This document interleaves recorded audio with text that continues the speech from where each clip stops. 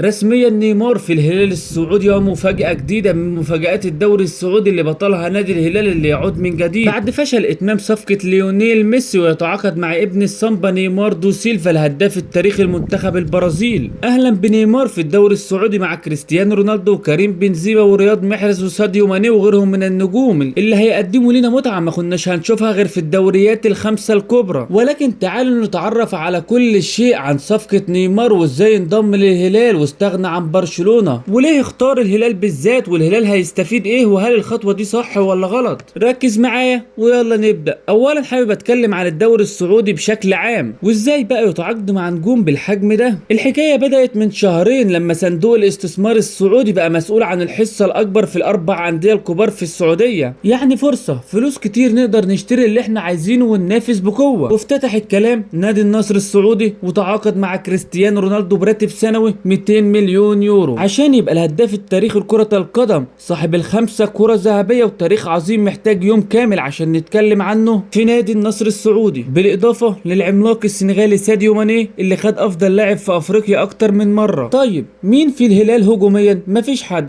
طيب لو جينا نبص على بقيه الانديه هنلاقي ان الاتحاد مثلا عنده كريم بنزيما افضل لاعب في العالم 2022 صاحب الكره الذهبيه ومهاجم ريال مدريد السابق، والاهلي السعودي عنده فيرمينيو نجم ليفربول السابق ورياض محرز اللي فاز بالثلاثيه مع المان سيتي قبل انتقاله للدوري السعودي. يعني كل نادي عنده مهاجم قوي. طيب والهلال زعيم الكره السعوديه اكتر نادي فايز ببطولات في الدوري السعودي ما عندوش مهاجم قوي؟ لا والله ما يحصل. وكان اول الكلام على ليونيل ميسي اللي قدموا له عرض وصلت قيمته المليار يورو، وبالفعل المصادر كلها اتكلمت ان ليونيل ميسي وافق على عرض الهلال، ولكن يجي انتر ميامي الامريكي بعرض ضخم ويخطف ليونيل ميسي كيليان امبابي، ولكن كان الموضوع صعب شويه فما كانش في غير نيمار فرصه كبيره للتعاقد مع احرف لاعب في العالم، وبكده الهلال يقدر ينافس على جميع البطولات وبقوه عشان يبقى الهلال يمتلك مهاجم وصانع العاب محترف، يعني هيقدر يسجل ويصنع بكل سهوله. طيب تعالوا نتكلم شويه عن فنيات نيمار. ولو هنتكلم عن المهاره،